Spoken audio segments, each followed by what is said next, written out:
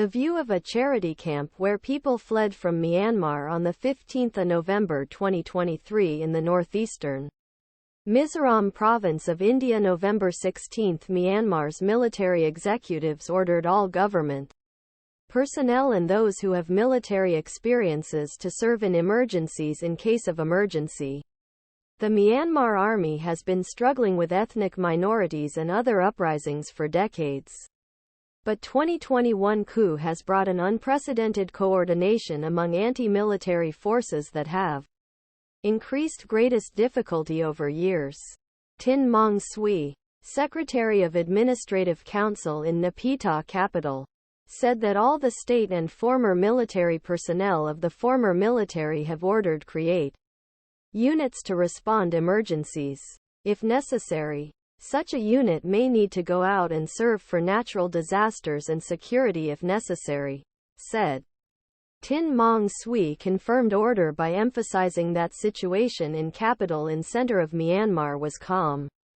This is the plan to help in an emergency, said. A parallel government established by pro-democracy politicians oppose the army and allied with some rebellious groups launched a Road to Naypyidaw campaign, which he said aims seize the capital's control. Junta spokesman Zaw Min Tun said that army was faced with a significant number armed rebel attacks. State Kaya East and Rakhine West East Shan Northeast Wednesday. Zaw Min Tun said some military positions were evacuated and the rebels used drones to throw hundreds of S in military tasks. We are taking urgent measures to be effectively protected against drone attacks, said. UN concern Myanmar has been in turmoil since the 2021 coup. Army, which has overthrew a government led by Nobel Prize-winning Aung San Suu Kyi and ended a decade of 10-year temporary democratic reform. After army seized power in 1962, the army ruled with iron fist for 50 years and insisted that it was only institution that could hold various countries together.